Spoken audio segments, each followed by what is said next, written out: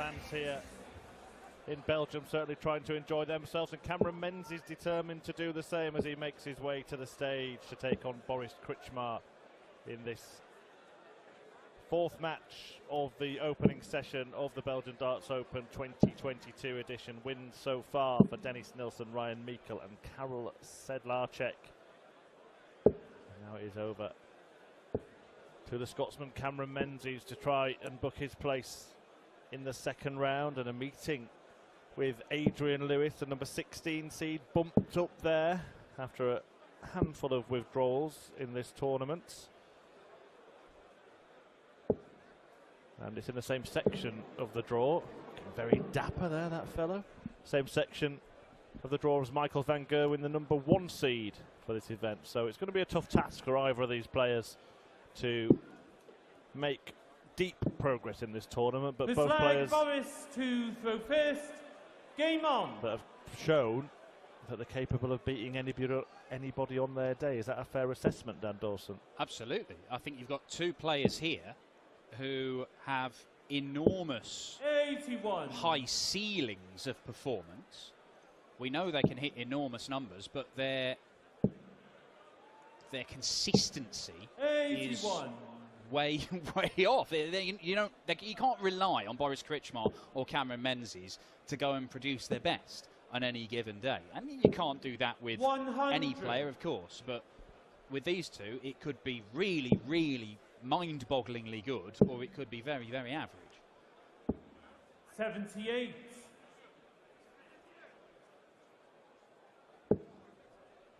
But I do feel that both of them on an upward trend. Boris, we're worried about 100. Boris preserving his professional status on the tour. Don't really have those kind of worries now because he started to win things on stage, which was always the stumbling block for him. 58. Cameron Menzies took a bit longer to get on the tour than perhaps many people would have thought, but now he's here. Seems like he's coming to terms with things. He's starting to put 98. wins together, performances together, string them along.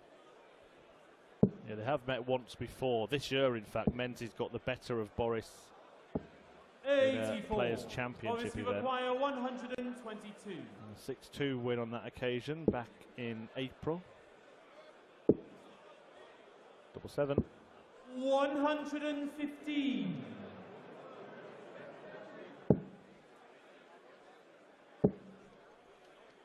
Didn't need to go 81. that particular route, Boris. Requires 7. Cameron back on 200, but won't matter if this gets pinned. 3. It doesn't, and all of a sudden, Mad Cammy, you can still pinch it on the bullseye. Ooh, my! Boris, you require 4. Whistled past the wire. It's a long old way to the bottom of the board for big Boris. And that may be a hindrance rather than a help, but actually he's flicked it off the flight. And no damage done. He holds his throw in the opening leg. Oh, this looks good from Cammy. 108! Sporting the blue shirt and the ginger beard. Stereotypical Scotsman, Dan, and I'm sat in Paul Nicholson's seat from the previous match. He likes his little Simpsons comparisons, doesn't he? So I'm going to throw one in there as well. Join the fun. If you can't beat them, join them. Maybe now's not the time, though. 108! Is this going to go into the great pantheon of 9 darters, started off by a commentator making some random suggestion that we never hear the end of it? Well, let's hope so, because Cameron Menzies is 3 darts away from a perfect leg on the Euro Tour. Oh. And who would have thought it would have not been Nicholson, eh? 83. Almost a perfect setup, but a very good one. Yeah, I'm not as an avid watcher of that cartoon show Paul Nicholson is, but groundskeeper Willie springs to mind, doesn't he, Cameron? I'll give you that. Will he give him this? Will he give it himself? 38. Not yet. Couldn't have asked for a better guide for that double top, and he's not made use of it. But could we see a similar leg where one guy's stormed away with it, made a mess of the doubles, and just offered a little chance? Oh, it could get very interesting indeed, and it has, because he himself may need double 2, the double that his opponent hits to win the opening leg. He may not even get a chance, because a 60 would have left the bullseye. They love a bullseye, these soft tip players as well. But double 2. Well, so many similarities with that opening leg, but they have shared the first 2, so it's 1 apiece. Some brilliant scoring and then some dodgy finishing. But the legs do go to their rightful owners, you could say. And you rightfully mentioned at the start of the match that perhaps it has been a long time coming to see Cameron Menzies on the main PDC tour. The evidence for that is he won 4 Challenge Tour titles. He won 5 BDO stroke WDF ranked titles as well. 140. 4 9 darters now in his career. He is a player who can be electric, 11. but also the power can be cut from time to time as well. And we've seen him on the Euro Tour long before he got his tour card, and giving real stern examinations to the likes of Michael van Gerwen, and Michael van Gerwen in his pomp as well. You know, we've seen Cameron Menzies. He is, for a long while now, he's been able to mix it with the best players in the world. He just hasn't been doing so on a regular basis. Now he's here, let's see what he can do.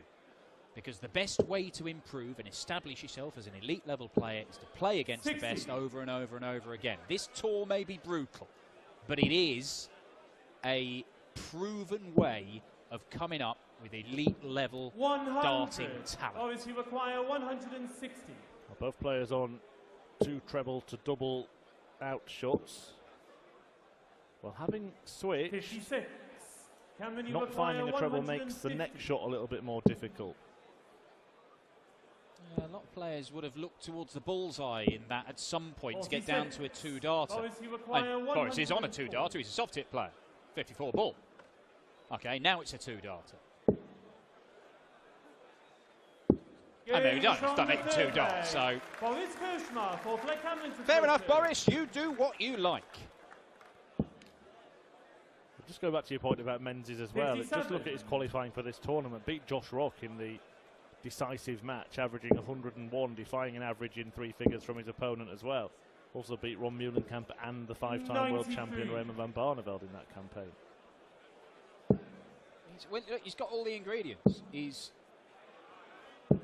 technique, he's quick, but technically he looks very, very straightforward. It's a smooth throw, it's straight, there's not many moving parts. And so when he does put in these big ton-plus performances, you think, well, there's no reason there why he can't go and do it again and do it again and again and again. I mean, a lot of people are expecting him to go and win the Lakeside when you were there commentating on it. And for a long while, it looked as if he was the player to beat. Yeah, got to the semi-finals. Beaten by Thibaut Tricot. 45. Obviously require 170. Well, that leaves him not on a finish, so it's advantage Krcmar here. Might fancy the job now. The bullseye for the big fish. 145. Very nearly our first 170 finish of the weekend. 57. Obviously require 25. Now then, to tidy it up on double 8.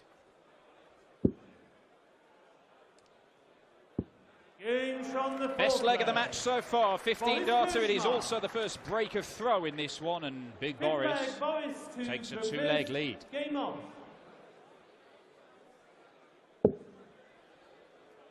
Winning the battle between Boris and Cameron. 100.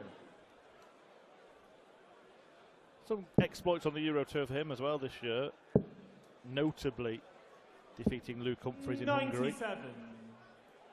Has that been the story of the year on the Euro Tour for you, Luke Humphries? Has to be, doesn't it? It's the obvious one. I mean, I think obviously 95. Luke Humphries could be going to the European Championship as a top seed by virtue of all these big stage tournaments he's winning. I think Michael van Gerwen, it has been 100. very significant in the rehabilitation or the rejuvenation or the continued return of MVG. I don't think you'd have seen him win at the match play in the Premier League 41. were it not for his exploits on the European Tour. Humphries has pulled out of, what, 3 of these events? Yes. 3, so he's won half the events he'd entered on the Euro Tour, which is remarkable. Van Goen's probably got a similar strike rate as well. But then you look at Karel Sedlacek, going to get to the Euros, could get his tour card. Martin Lukman, as Cameron having a little look, 14 and ball. Oh, double 11. Why did he need to check?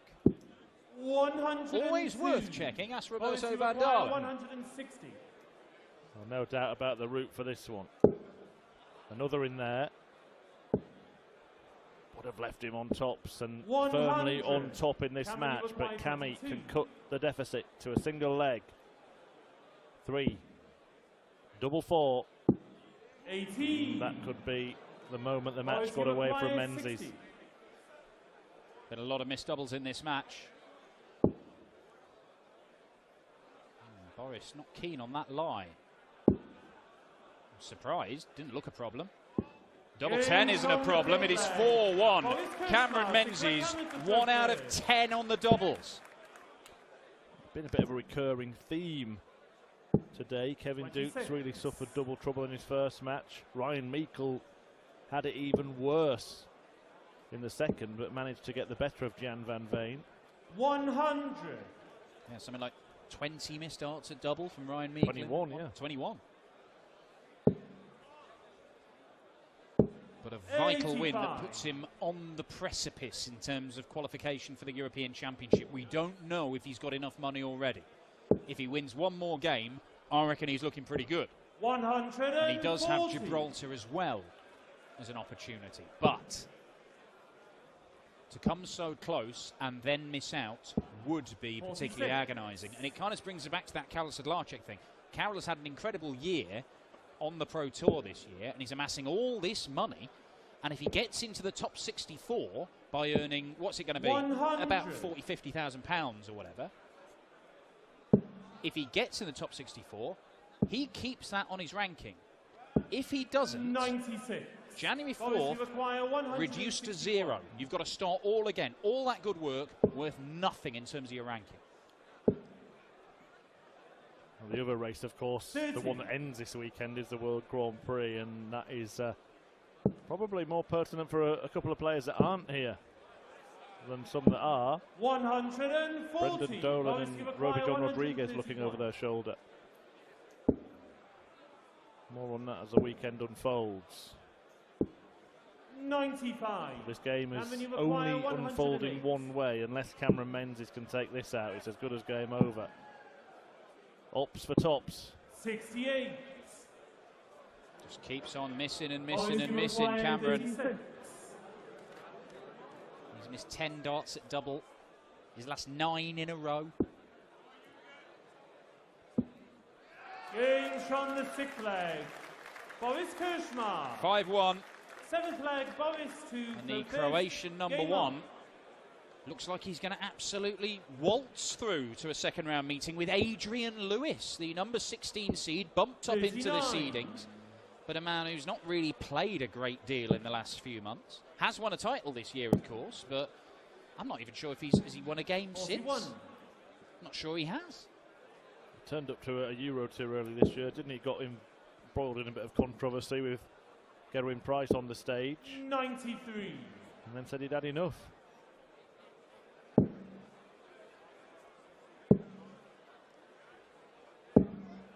$34. Just to warn you viewers on PDC TV, if Boris does win this, it's going to be a very, very short interview. He intimated as much to me just before we went on stage. 59.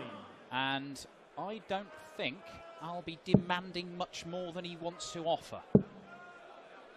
Adrian Lewis 137 has won games since that final, that title he won against Boris Koltsov. Okay.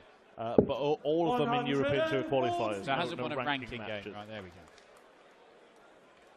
In fact, in qualifying for this, it was a 6-5 win against the very same Boris Koltsov. 97. Boris, you require 107. Well, he's already missed the ball for this. he could win the game with it. Ooh. Oh, good setup though. Good leave. And Cameron Menzies, well, he enjoyed his walk on. That's about all he's enjoyed. Boris, Double 18 to pile on the misery. In it goes. Boris Krcmar just breezes past Cameron Menzies. A 6-1 success. Gets a big hug off the Scotsman, but maybe he needed it more than Boris did. He falls at the first hurdle, and it will be Krcmar that goes through to face Adrian Lewis in the second round. Following the brief interview with Dan Dawson, Keane Barry will be on the stage taking on Danny Baggett. But I know you're all waiting with bated breath to see what pearls of wisdom are uttered from the mouth of Boris Krcmar. So I will talk no longer and wait for Dan to have a chat with the big man.